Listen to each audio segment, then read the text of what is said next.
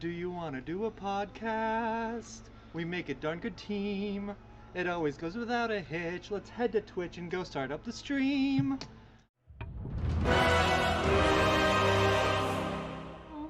Do you want to do a podcast? It's the Nerd Glasses Podcast. Let's start now. Hi everyone and welcome to the Nerd Glasses Podcast. Come? Alright, I'll do my own bit for myself. Oh wait, no silence. We're doing it. Get off the road.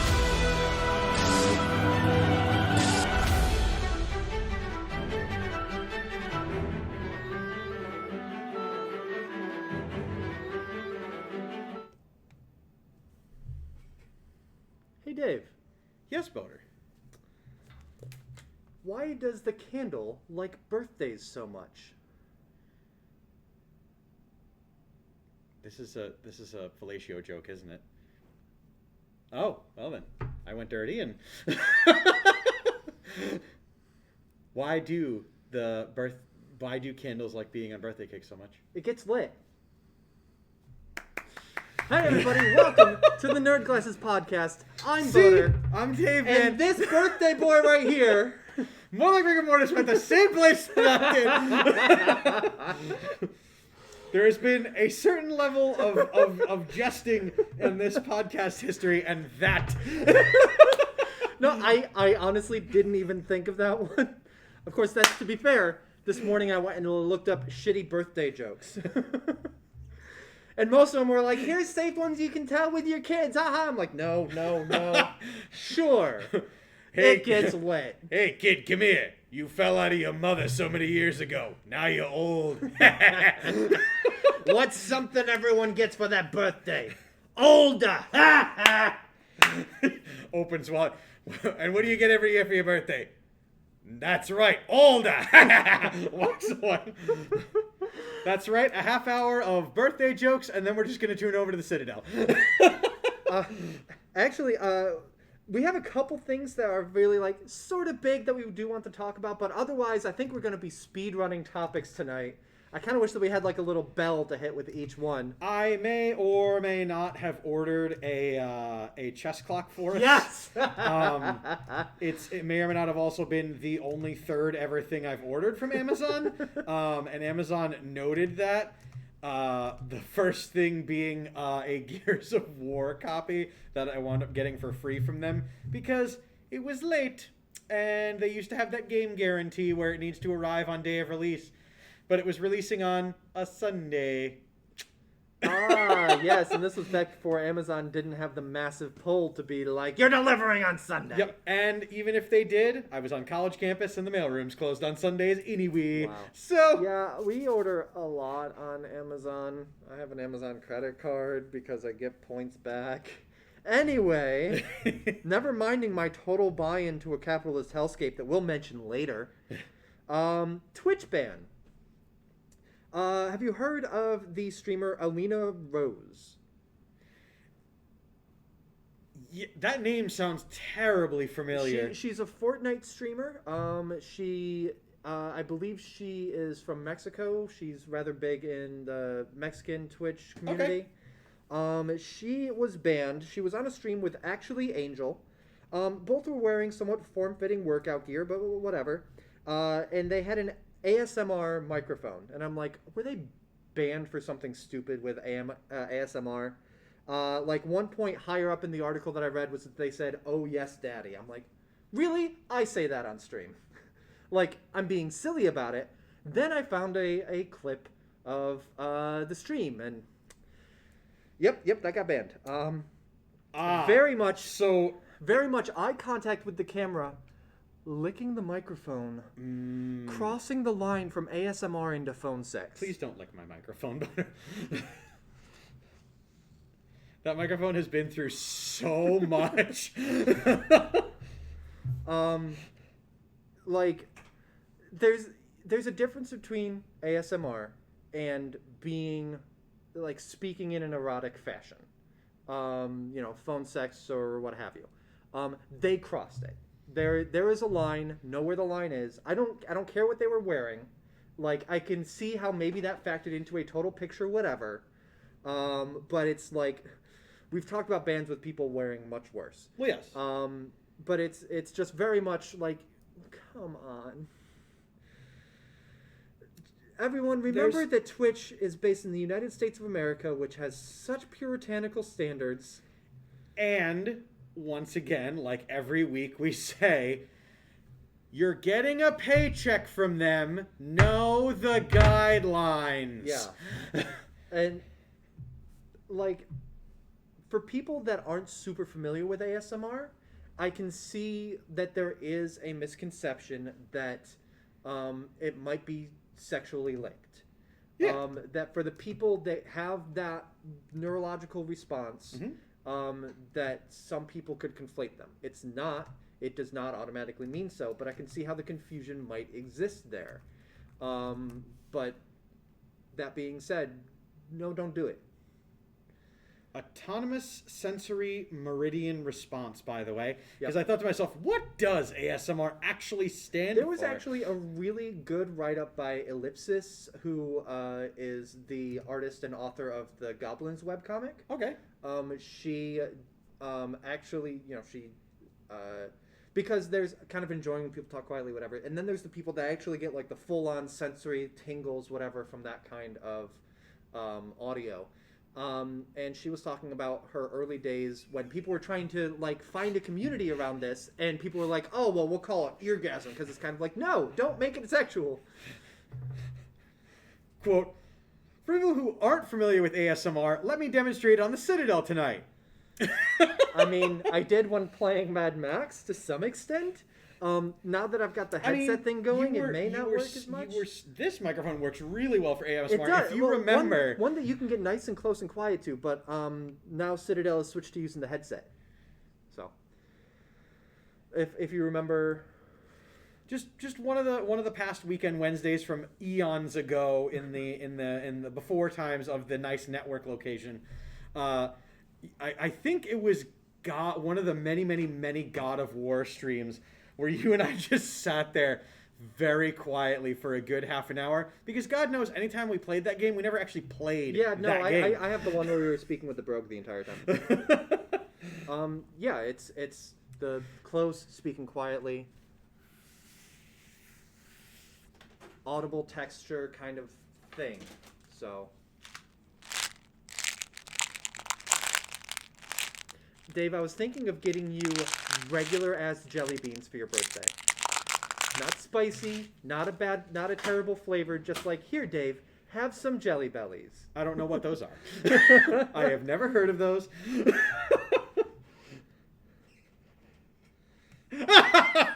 Castile more like rigor mortis calling her shot for suggestions for the Citadel in the future. Yes, when we're making If we- Neuschwanstein Castle. You know what? If we ever want to do an ASMR stream, either on the Citadel or the Weekend Wednesday, Well, when we get individual mics. I would be so down for, or even if we just microphone in the middle of the room, because on our programs it's usually quiet house and it's done at an hour where, you know, everybody who's been working all day does actually get some time to go home. Yeah. But I would be so down for that, and we could definitely find a bunch of like items and objects and show one of those off. Could be a St. Jude's thing. At some point, we'll have to, we'll have to do maybe a Varia game in person and the handling of the cards. More like rigor mortis and St. Jude's reward. There we go. That could definitely be one of those, and I would definitely. Oh my God, that could be another cross-promotional thing, because I think we're out of co-op games. Yeah, I still need to get your gameplay footage from Portal last year if you still have it. Oh, yes. No, I have it saved. I just have no way of getting it off my computer safely, because Google was like, it's too big. I'm like, what do you mean it's too big? I will send you my stuff from my OneDrive account, which still has 75 gigs free on it. So. You know what I'm going to do? I'm going to bring my extended... No, because my PlayStation will erase it. Don't do that. And it has PT on it. Don't do that! Because, by the way, if I put it on an extended hard drive, you know what I can play PT on? A PS5. That's right. All right, let's move on. That's the Twitch ban. Is ASMR is not sexy stuff. Stop trying to make it be. Boater, I did wanna surprise you with a ban that was recently discussed. Yes. A star. In fact, I would dare say the poster child for Nerd Glasses' banned this week on Twitch. I may have heard about this. Oh, yes, you did. Call of Duty having a league. Activision is borrowing from the Overwatch League model because why wouldn't you? It's the same company, and the Overwatch League is very successful, and the Call of Duty League is really, really good. They had an open invitational for celebrities, but not so fast there. Not so open. Not so open for everybody because it is still partnered with Twitch.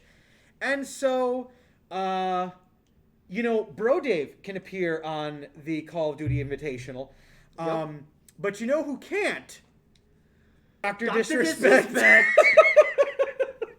I saw that. One of the people that he does play with pretty often, however, is, and he had to officially acknowledge that they had tried to make a foursome team featuring Dr. Disrespect, who, by and large, great Call of Duty player, don't get me wrong.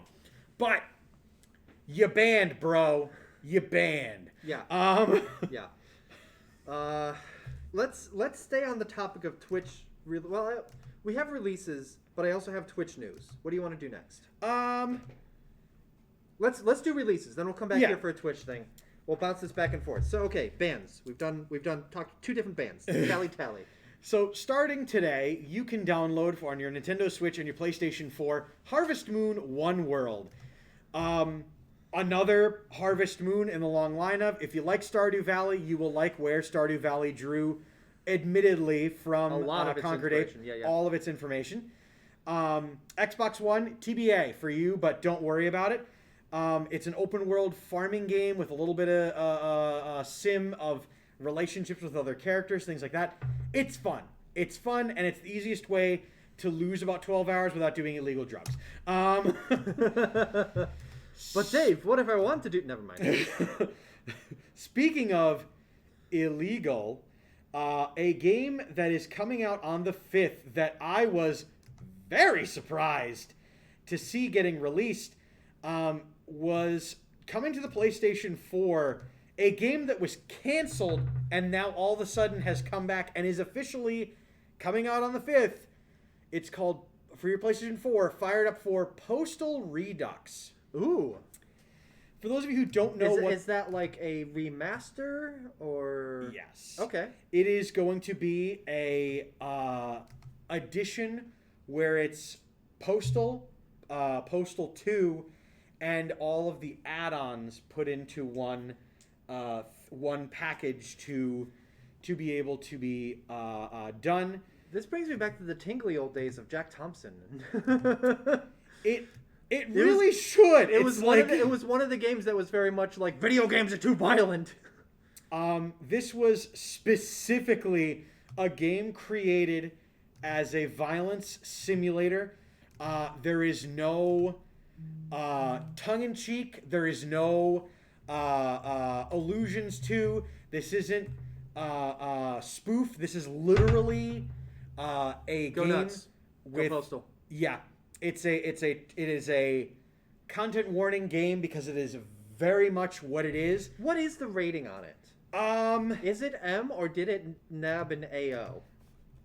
I think it was too early for AO, but Right, but the Redux. Ooh. Well, now... Because if it's releasing on consoles, it would be M. But if it's only releasing on PC, I would see it getting an adults-only rating.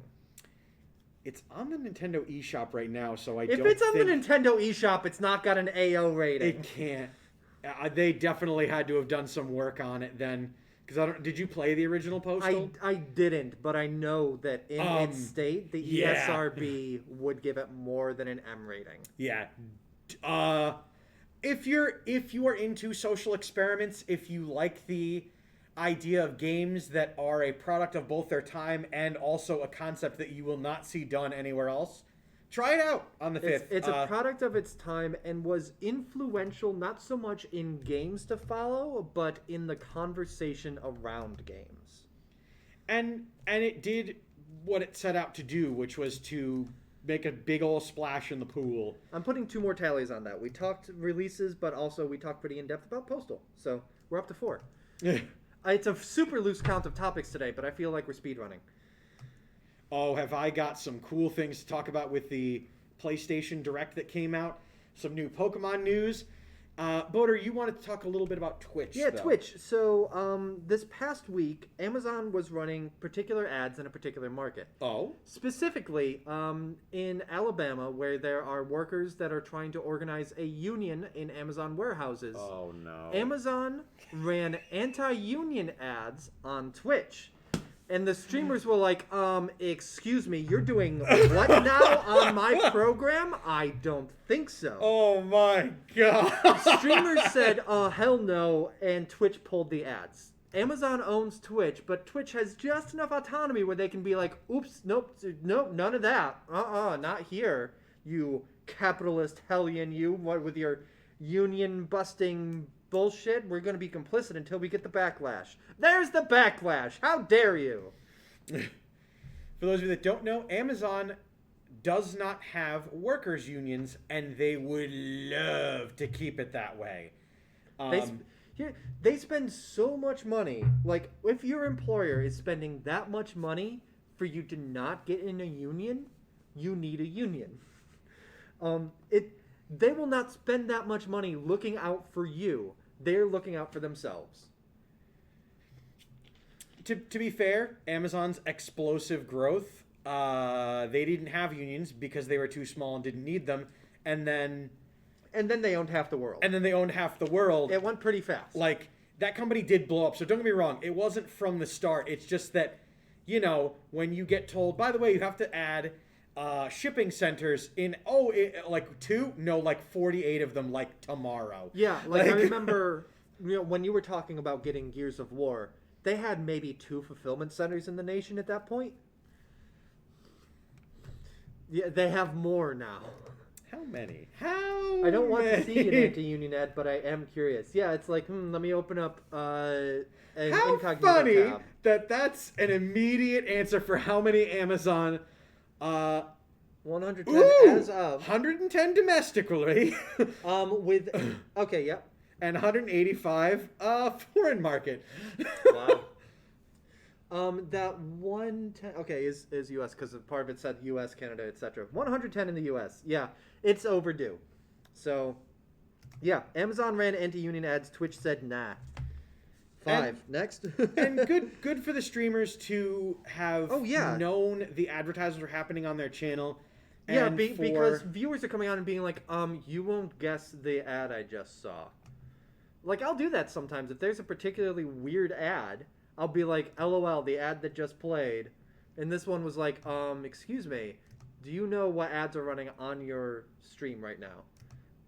And by the way, if you remember our recap a couple of months ago when Twitch changed that, no, we don't. But if it's interesting, please tell us.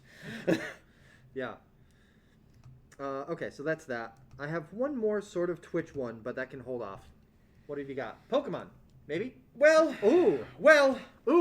ladies and gentlemen, boys and girls, the shoe is on the other foot in this regard. Of the jury. Because our brethren and sistren and amigos in the Coalition for App Fairness weren't in the news this week, per se. Nope. But instead, Apple, as we talked about last week, has really gone on the offensive. And by that I mean Apple really, really wants Steam to help their case. Yeah, we talked last week about how Valve refused to hand over certain documents. The court more or less said, nah, do it. So on they filed on February 24th, and it was approved and uploaded on the 25th. Sorry. Just all this legal jargon and looking at this and knowing this is Apple doing this and not Epic trying to, in their antitrust litigation, they are calling for a discovery order. Mm-hmm. What that means, what a discovery order is, hey, we're going to send you a purpose, and you have to give us all of the documentation based around this concrete premise. Now, it's anything. Memos, flyers in the cafeteria, a Post-it note that Ron put on your computer 6 months ago. If it's within that certain amount of time, you have to get that and send. You need to provide it. Yep. And you can either do it in physical, which then can kind of sandbag someone's case, or you can upload it, in which case they have many folks that sort through documents. But Apple is sending that to... They've been sending it to a lot of places. And again, this is like, it's the discovery phase of the, pre-trial where they do all this stuff so that when they go to trial, they say, here's all the industry standard stuff. Here's why we're in the right based on what we have collated from discovery. Basically, it's where the chicken gets the, now you see here, jury, I present to you evidence A. I say. That's where that evidence comes Objection! from. What's the quote from the judge there when they were like, yeah, it sucks, but you got to do it anyway? Let's see. What? Oh, yeah, here it is. Apple has, and now we're quoting the California judge, salted the earth with subpoenas, so don't worry, it's not just you. Yeah, like, that doesn't make it better. Like, Apple basically threw subpoenas at everyone in Tech Valley. And the judge is like, yeah, seems legit. Why the hell not? I'm sure this will be useful later on. Rather than any sort of reasonable, like, keep it limited, whatever. It's like, sure, go ahead, send it to everyone. Like, salting the earth. If the judge isn't familiar with the usual usage of the term, means to destroy what is behind you. So, if we're following through on that, nobody's going to like Apple after this. It's clear nobody does, because when you're getting Valve to actually say something. Oh, man.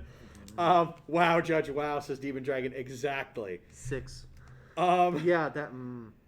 So, that's our update on our recent news from our friends in the Coalition for App Fairness. Keep fighting the good fight, our brethren. And once again, Epic Games, nice trying to copy us on getting your own facility, but we are over 9,000 square feet here at Insane Games TV. Salt Get on of our the level. Earth with subpoena sounds like a weird lawyer comedy novel. Also related, I can't quite get it to fit right, but like subpoena the Earth. I feel like if you issued a subpoena to Earth, that's basically like geologists are over there like, what do you think we've been doing for centuries? Just looks up like huge bags. I'm working on it. Or do you think they would go back to the classic phrase, like just looks at the subpoena, looks him straight in the eyes. I was frozen today. Okay, I'm going to return to Twitch one more time. We've talked in the past about the U.S. military getting harassed while they stream on Twitch. Mostly people, like the meme is to go in there and ask the people streaming how they feel about the war crimes that the U.S. military commits. War crimes is the big thing that you do. So the U.S. Navy Women of Warzone stream tried to head that off by having a no text chat. Emote only chat. Yes, emote only chat, which sounds great, but I'm going to type 2 emotes into chat right now. One is curse lit. Excuse me, I want the keyboard to do the thing. Curse lit. And the other one, no, that is, stop spacing out the words. And the other is Twitch raid. And what this ends up making. Okay, so Twitch raid, for some reason, didn't render for me. But depending on if you, I don't know if you're a subscriber or a certain level, it looks like a missile and an explosion. So basically, people were dropping bombs in chat with emotes instead. Instead of how do you feel about war crimes, it's very much like just showing missiles and stuff like that instead. So clearly,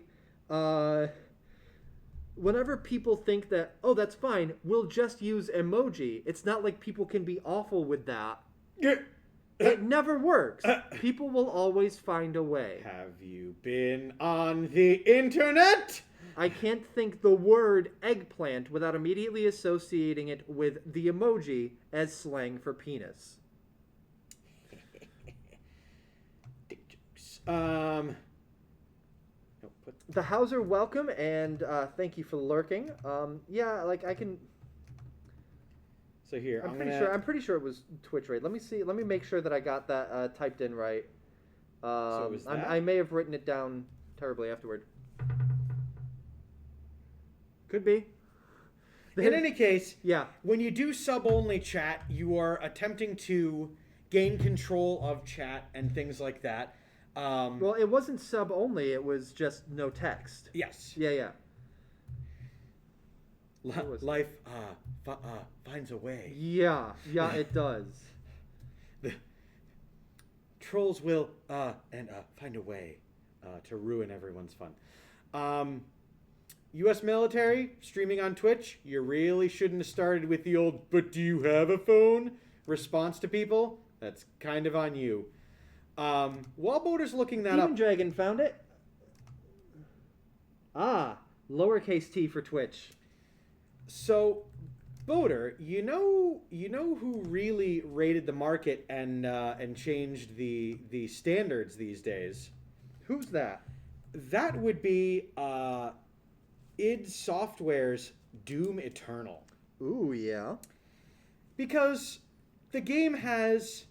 I want everyone in chat to guess how many microtransactions and loot boxes, as of press today, are in Doom Eternal right now. 73. 73? Chat, I'm going to give you guys just a minute while you think about that. Because this is a very important lesson, and this is going to... I guess 184, 69, says Demon Dragon. 50, says Vladdy. The answer is 0. None whatsoever. See, like, it didn't strike me as a game, but then you asked the question, and I fell for the trick question. And It didn't seem like a game that would have them. now, they made Are they going to put them in? $450 million in profit off of a game that had no microtransactions How? and no loot box I system. don't understand, David. Well, if you ask Anticlaus Prime, who played the game, you make a game that's fun, and then people buy it, and then sometimes you release the game on extra platforms, and they buy multiple copies for one person. Fair. Oh, it's the Skyrim model. Yes. But at the same time, when you make a fun game, people are going to pay money for it. Yeah. Again, sometimes multiple times. This information, by the way, is coming directly from the product management lead at id Software, David Saunders. So did he just feel like coming out and flexing and be like, yo, this is the money we make without any of that bullshit? You know what's even worse? It was his LinkedIn page where he just put it there and didn't say anything. So people just found it this past week. He definitely flexed, but he did one of these ones, just slowly like flexed and then was kind of like, hey, anyone see what that lady over there is doing? Yeah, well, he's just kind of like... Boater, do you think it's time for another 10 seconds of muscle poses? Sure. Well, I mean, we did it. We have to, for the people. We're going to... And here's one of these, and one of those. Oh, God, what am I even doing? Oh, hold on, now I'm just stretching. Don't worry, folks. These bodies are taken. Yeah. But that's I don't for even you, know what chat. I'm doing with my arms, honestly. Put them up. I enjoy, though, that if someone does clip that, and then Insane Games TV, the rest of the hosts look at that and go, what the hell is going on? I told Dan to clip the one from last week, and he didn't. Where I sprayed myself with a root beer. I did anyway. So, the ultimate flex in a game, in a world full of microtransactions and shitty business practices. Congratulations, id Software, and thank you, Doom, for once again being the standard bearer in things. And I think EA heard that because we talked a little bit about how Anthem Next was might be on the chopping block, whatever. And sure enough, they decided not to follow through with putting however much more development into Anthem. They are going to let Anthem die as a live service, and EA is like... For the second. Yeah. And EA is like, ooh, this live service stuff is kind of rough and can absolutely kill a game. Like, people aren't going to get Anthem anymore because there's no, like, offline single-player or whatever without the live service. So EA is kind of was like, hey, BioWare, I need you to... You know how we told you to put live service? You know how we told you to put live service into Dragon Age 4? Yeah. Get rid of it. Just get rid of it. I know. Could you write that for me? Because I don't think the company's going to believe that you said that. Get rid of live service in Dragon Age 4 and the next Mass Effect. Don't do it. Don't do it. It's bad. We'll get right on that. Okay. Yeah. It's not so much that BioWare is doing this. EA said, "Yo, so yeah, make sure because Anthem kind of whoopsie doodle, and we were having you work on that." I love that as the Anthem whoopsie doodle. And from now on, the success of big single-player games like Jedi Fallen Order, God of War, Yep. Shinsekai. Yeah, like there's been some really good single-player experiences. Spider-Man Miles Morales, single-player one that came out. Even Spider-Man. Yeah. So... Murdering bastard. Get the dumb stuff out of Dragon Age. So it was reported there would be live service stuff in Dragon Age 4, not as an integral part of the design, but still definitely there. I remember like they pivoted to live service. Now they're pivoting away from it. I do worry about how that's taking up man hours, and I'm sure it's going to be paid for in crunch. But ultimately, I think that the game is going to be better for not having shitty live service put into it, because that's not what Dragon Age is. That's not what Mass Effect is. Can we just take a second? Here's homework for all you folks. What was the live service in Dragon Age going to be? Go. Because I literally, the last time I remember playing a live service aspect of anything associated with those franchises was the online multiplayer in Mass Effect 3. Mass Effect 3 and tying into your single-player game with Galactic Readiness. By the way, fun, but... I was thinking that too, because, they eventually patched it so that you didn't need to... Like, when the game first came out, you needed to play multiplayer to get your Galactic Readiness to the optimum level. Yeah. Since then, they nerfed that when the Citadel came out. When the Citadel DLC came out, they made it a lower threshold, and also with more DLCs coming out, you could raise it higher, whatever. And in the Legendary Edition, you're not going to need. Actually, they didn't include multiplayer in the Legendary Edition, so obviously you're not going to need to play it. We talked about that. Fair. That tie in the single-player campaign was bullshit. Yeah, I did the bare minimum that I needed. And it degraded over time. Not gonna lie, I only played the online multiplayer in Mass Effect 3 because one of my friends was like, you have to help me get my campaign ready. And like so many of my friends had legacy accounts. I, on the other hand, bought Mass Effect with the game guide, plugged it in, was sitting on my couch to the big screen television I had growing up with glasses on, and went, I can't read any of this shit. I'm not playing this game. And I put the controller down, walked away, regretted it because I saw my friends play it and what it could. It's so weird when you think those early days of HD gaming, and we didn't necessarily have HD TVs. I was able to play the original Assassin's Creed, but I remember there being a lot of complaints about the size of its interface. I go back and I'm playing it on the Citadel now. Its interface is gargantuan. I just remember that online multiplayer was fun. Uh-huh. I'll admit, yeah. It was fun because the Mass Effect mechanics worked well. They worked really well as a shooter, yeah. In a shooter and in the two modes, which was on versus or just the Horde mode. Which, by the way, if your game can have a Horde mode, you should put a Horde mode. Absolutely. What's your favorite Horde mode you've ever played in a game? Gears of War. By far. For me, it was, what was it called? Firefight, but in ODST. in Halo 3 ODST. Ooh, no, Gears of War 3 Horde mode. Because like later Halo games had they were quicker games. Yeah.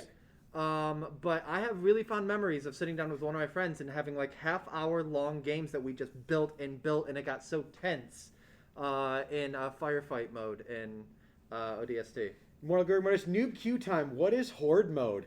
Horde mode, let's say the two of us, and great question. Let's say the two of us drop into a game, and we've got our standard loadout of weapons. Weak enemies spawn and we have to kill them. Then slightly stronger enemies spawn and we have to kill them. Between us, we have a limited number of respawns, maybe 0, maybe 3, however it's set up. And occasionally we'll have equipment drops, but eventually we're starting to run low on ammo and we need to be really judicious with what we do. Eventually there's like, in Halo, there's 30 grunts that have spawned, and a couple of them are suicide running with grenades. And none of them have weapons. And then the next wave comes in, there's some of them, and also they have sniper backup. Yeah, it is a PvE, player versus enemy mode, as opposed to a PvP mode, that steadily increases the enemies going against you, increases the difficulty, and the goal is to live for as long as you possibly can. There is no win. It's just a matter of when you die. Yep. And how many points you get by the end. I remember me and my friend Andrew just like setting goals for ourselves, how many waves we could make it. It was really fun. Okay. I think that was topic number 9. Speaking of can you make it? Do not worry about shaking it, because you will not break it. Pokemon had a concert. Dave, that is one of your top 5 worst segues on this show. Oh yeah. Put zero effort into it. Just wanted to piece this in here.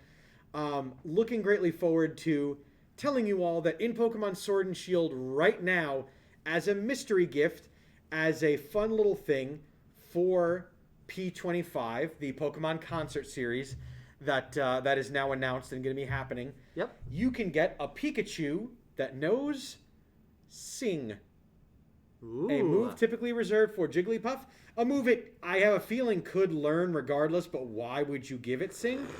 But I downloaded it, and you just need to go into your mystery gifts and then type in the password. So this tied into, there was a Pokemon sponsored concert this past weekend, right? Yeah. Who was that? Post Malone. That's right, yeah. Post Malone did a concert. I talked about this on Behind the Counter yesterday. Okay, so yeah, we won't go too in depth. But it was a 15-minute concert. He played 3 of his own songs and a cover of Hootie and the Blowfish's I Only Want to Be With You. It was great. It was great. No, it was good. That sounds bizarre, but I'm down. It was really good. I highly recommend checking it out. And then they announced at the end of it that more of these concerts in the style of having what it was Post Malone was on a platform and moving around these different Pokemon environments, and there were the Pokemon. Okay. Not necessarily interacting with him, but interacting with each other and interacting in their natural habitats. So either like an augmented reality kind of thing, or like what you get with like on The Mandalorian where they have the video screens. Yes. A lot like Pokemon Snap. Okay. Where you just happened upon a scene of Rapidash running across a field. Nice. And Post Malone's music fit quite well over top of it. Katy Perry, the next big artist, announced for it. But get your singing Pikachu. That seems like a better fit for Pokemon, but that's just me. Get your singing Pikachu now. And boy, howdy, did that whole thing not... Will it sing Happy Birthday? It'll sing you to sleep. But I will then transition into the announcements at the Pokemon. Yep. I forget.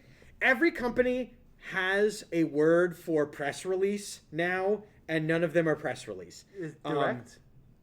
Pokemon Direct. Pokemon Direct. Nintendo Direct. It was Friday, and they released a new trailer for the new Pokemon Snap game coming out. Pokemon Nintendo. Stop putting the word new in the title of your games. New Super Mario Brothers Wii U. New Switch 'em up. Nintendo 3DS.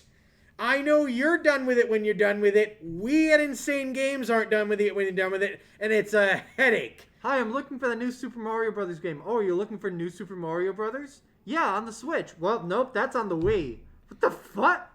But the new Pokemon Snap Which game, is called New Pokemon Snap. indeed. Headache-inducing as the name is, it looks like fun, and I can't wait to play it in May because it comes out on April 30th. And so Nice. it will definitely be a part of my St. Jude's play-in. However, they officially confirmed something that the internet has been absolutely pooping their pants about for a while. Yeah. And it's the Sinnoh region. Okay. People have wanted Diamond and Pearl and Diamond and Pearl and Diamond and Pearl. And now you're getting Brilliant Diamond and Shining Pearl. They're going to release late 2021. And, Boater, people of the internet were not right pleased with it because it carries a similar art style to some of the Legend of Zelda titles. Oh, that's what I saw with that. Yes, as opposed Hold on. So that's Yeah. that's Brilliant Diamond and Shining Pearl? I thought that was a different game that they were announcing with that. Nope. It's Brilliant Diamond Shining Pearl is going to have, funny enough, similar graphics to what it had when it was originally released on the Game Boy. Just they're going to have all of the three-dimensional Advance. Pokemon. Game Boy Advance, thank you. I didn't play it, so I'm probably going to be picking up a copy of Diamond. just Diamond for and funs. Pearl were DS, weren't they? Yes. I think, yeah, they were DS. Yes, they were, because here's the DS. So it's going to have very similar... I had Diamond, I think. Similar structure and similar look to it. No, I had Platinum. In the fact that the Pokemon trainers are all chibi sized and have the large eyes, the exaggerated head and bodies. But then once you go into the Pokemon battles, the Pokemon are these fully rendered 3D graphic, Okay. ridiculous brawlers. But of course, But it's kind of like it's weird. I didn't read too close to it. I heard something about open world. That's the other thing that they dropped. Okay, so that's what I was thinking of when you said that it seemed a little bit like Breath of the Wild. So, if you love Legend of Zelda and you love Pokemon, you are absolutely going to freak on 2022 when they release Pokemon Legends Arceus. It is a prequel, officially announced, of the Pokemon games, of the Sinnoh region games that we know and love. It is an open world Pokemon game. And what I mean by that is, quite literally, your character moves around the map without abnormal blocks and things like that. If you remember in Pokemon games, they kind of keep you in certain areas. Yeah, like and there's a world, but like you need to get a Pokemon that knows this move before you can go into these caves and whatever.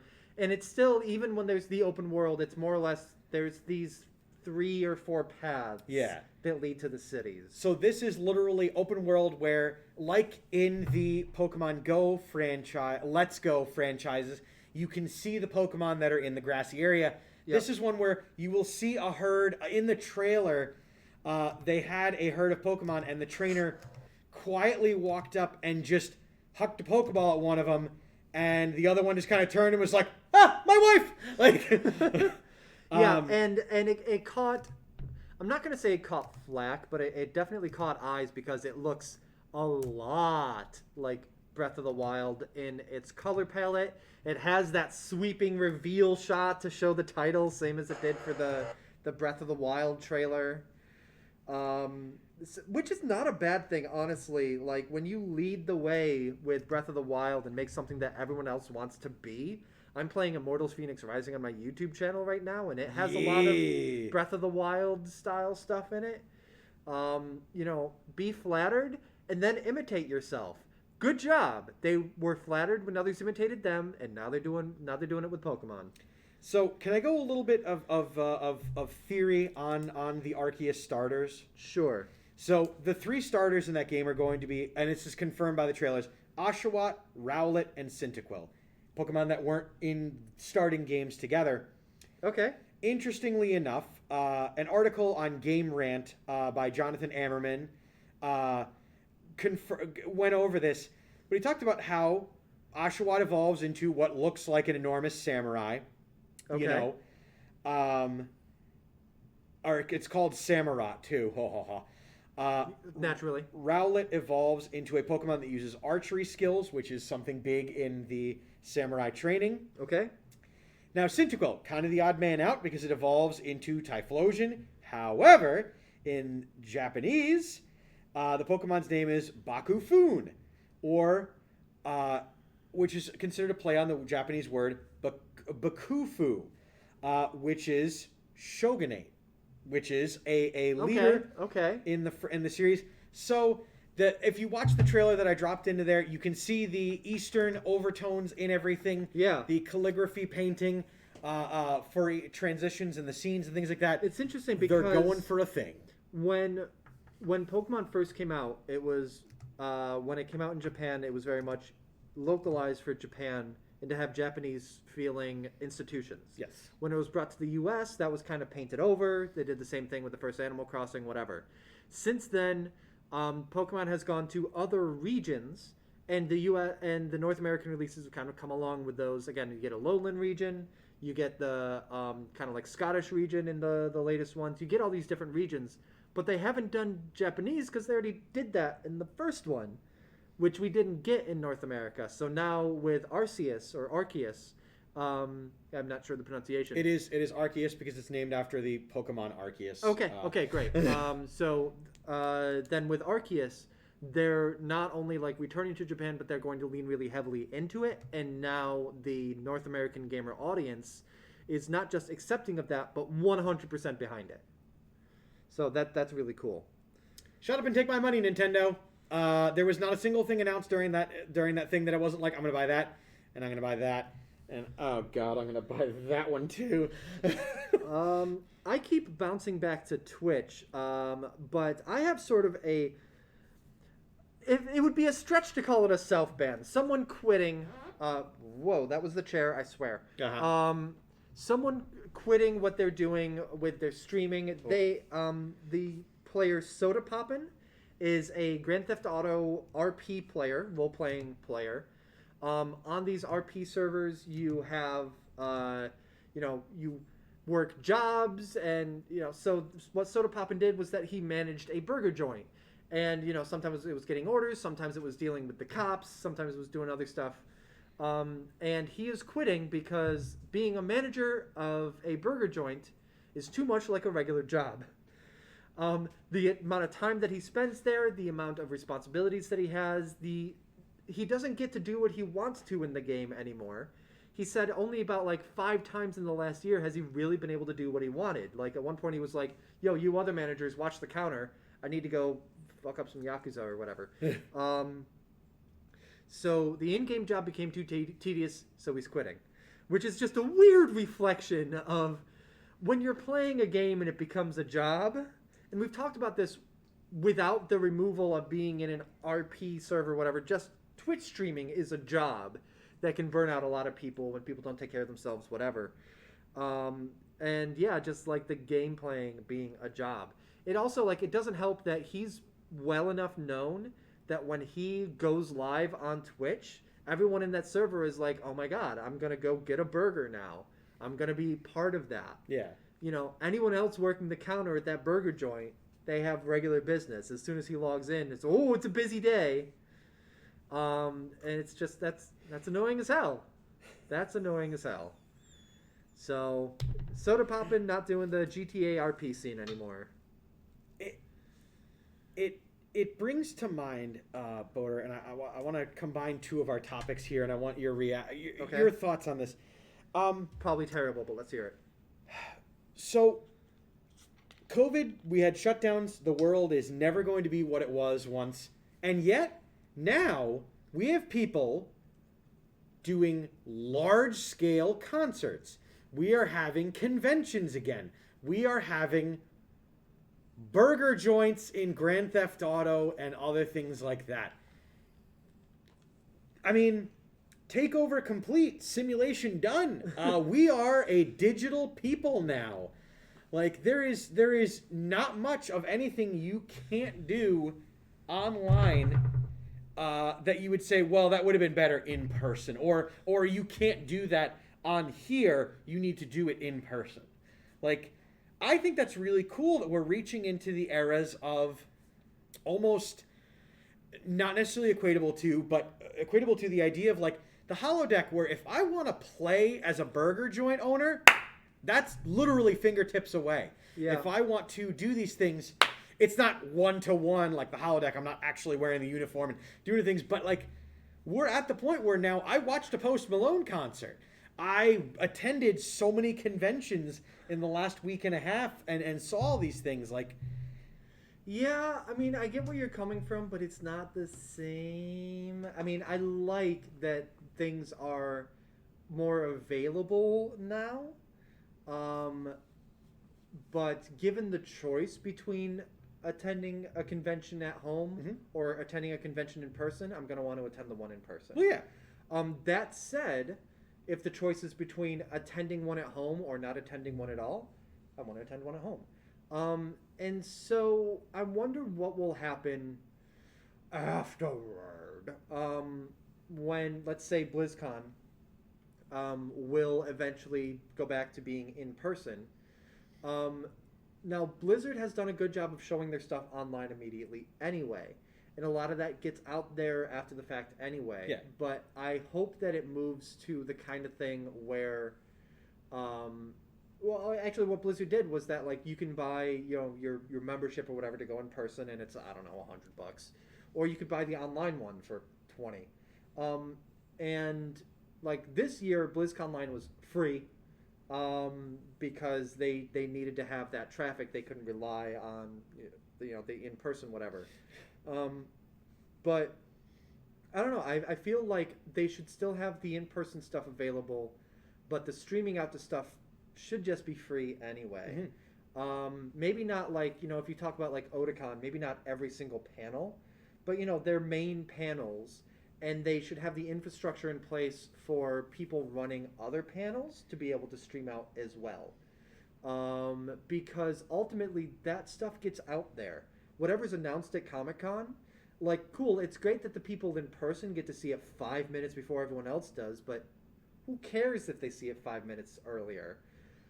Broadcast it live to the people that are at home, and, the people that wanted to pay $100, $150, get a hotel room, drive 5 states, whatever, good for them. And they get that experience in person. But yeah, I do want to see free, ideally, or at least really low cost for people watching from home. Yeah.